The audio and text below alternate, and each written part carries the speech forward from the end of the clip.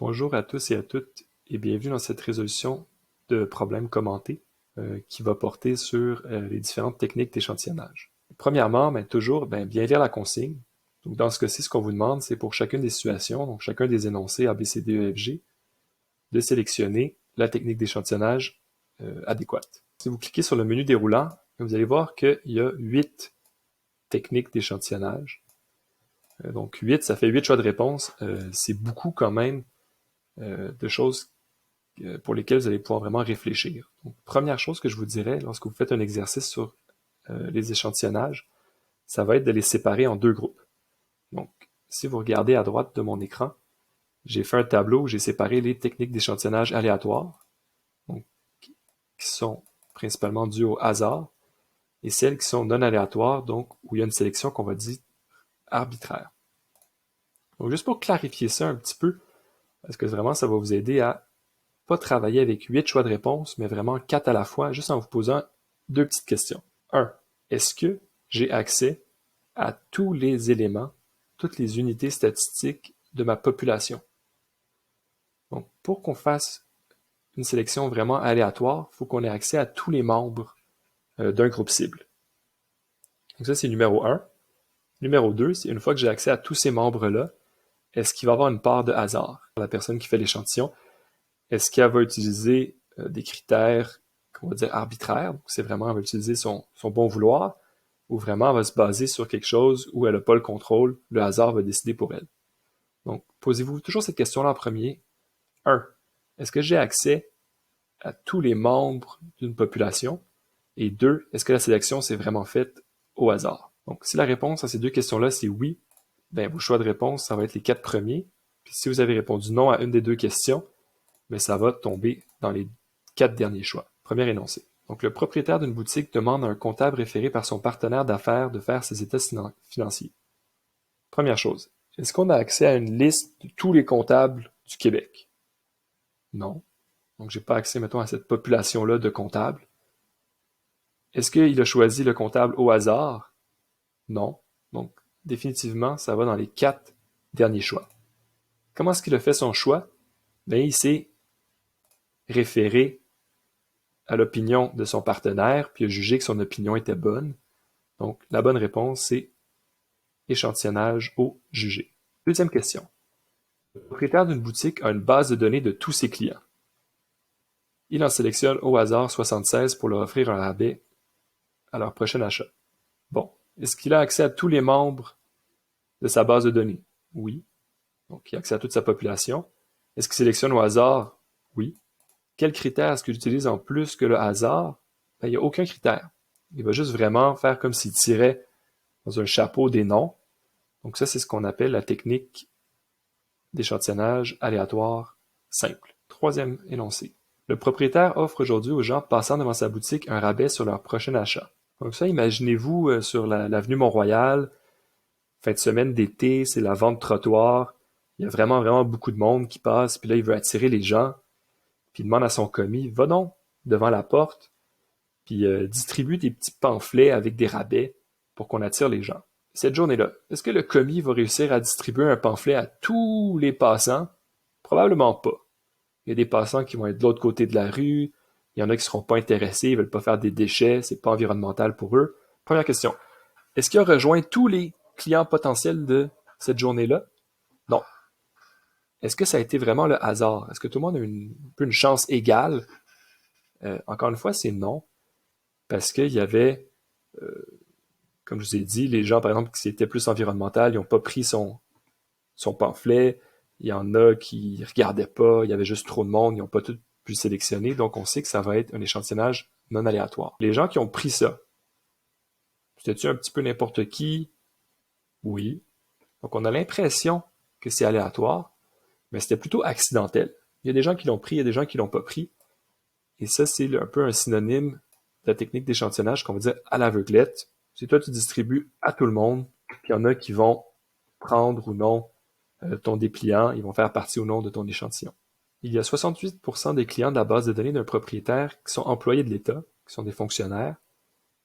Et là, il veut qu'il y ait une proportion de rabais qui soit conservée. Ça veut dire qu'il veut que parmi les 287 prochains clients, en fait, clients à qui il va offrir un rabais, qu'il y en ait 68% qui soient des fonctionnaires. Donc, il a utilisé une espèce de critère prédéterminé.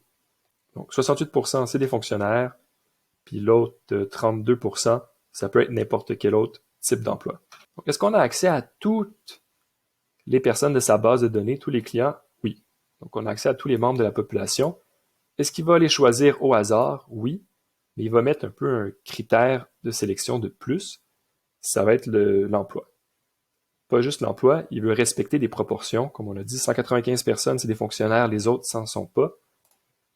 Donc, ça va être l'échantillonnage stratifié, qui va vouloir respecter des strates, des proportions. Comme on a dit, 68% de fonctionnaires, 32% d'autres. Le propriétaire offre à 15 hommes et 9 femmes un rabais sur leur prochain achat. Ça, c'était totalement arbitraire. Il a décidé juste que les prochaines personnes qui allaient passer en boutique, il allait avoir un rabais, puis qu'aujourd'hui, il allait respecter ces quotas-là. Moi, je viens de vous donner la réponse. C'est pas tous les clients de sa base de données, donc pas toute la population y ont droit. C'est certaines personnes en particulier. Et il veut respecter des proportions. Mais cette fois-ci, il n'y a pas vraiment de raisonnement, c'est vraiment imposé par lui.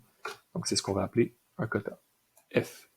Le propriétaire d'une boutique utilise une base de données, encore une fois, pour faire un échantillon de 80 clients. Là, il va choisir un chiffre de 1 à 80 et ensuite, à tous les 30 clients, donc disons qu'il avait pris le chiffre 5, donc 5, 35, 65, 95, donc il va faire un bon pour faire son choix. Donc on va regarder encore une fois nos deux questions. Question numéro 1. Est-ce qu'on a accès à tous les membres de la population? Oui. Est-ce qu'on tire ça au hasard? Oui, c'est spécifié. Et là, c'est quoi un peu le critère de plus? Ben, ça va être de faire des bons. Donc faire des choix par intervalle. Et ça, c'est représentatif de l'échantillonnage aléatoire systématique. G. Le propriétaire de la boutique fait une annonce sur Internet sur sa page Facebook où il va présenter des nouvelles tendances en lunettes de soleil. Puis là, il dit, venez donc voir ma nouvelle présentation, ça va être super intéressant, ça va vous donner envie d'acheter, vous allez voir comment ça fonctionne, les lunettes en 2020. Et là, il y a 22 personnes qui se sont présentées pour y assister. Il a mis ça sur son site Internet. OK. Est-ce que tout le monde aurait pu possiblement y avoir accès? Ben oui, mais juste les gens qui ont Internet. Donc on a l'impression, oui, bon, que c'est un petit peu accessible à tous, mais il n'a pas fait vraiment une démarche pour que tout le monde ait une chance égale. Ça, c'est le point numéro 1. Et le point numéro 2, pourquoi est-ce que ces 22 personnes-là se sont déplacées? Est-ce qu'ils avaient des caractéristiques particulières?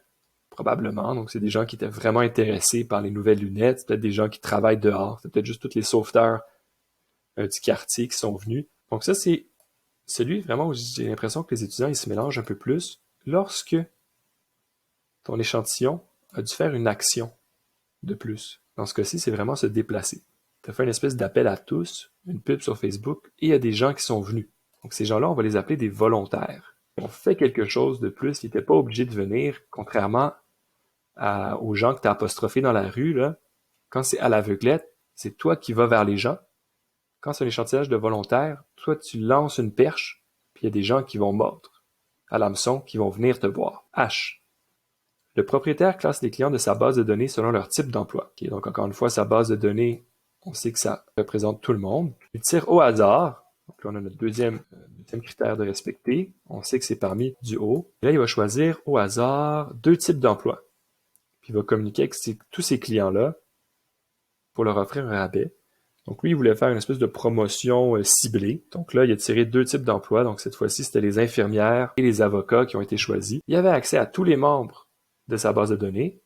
Il a fait un choix qui était aléatoire, mais comment il a fait ce choix-là? C'était quoi le critère additionnel? Mais c'était de prendre des groupes ciblés. Donc il a sorti tous les groupes possibles, donc tous les types d'emplois, puis il en a choisi 2 au hasard. Donc c'est ce qu'on appelle l'échantillonnage par grappe ou groupe. Donc sur ça, je vous souhaite une bonne fin de journée à tous et à toutes.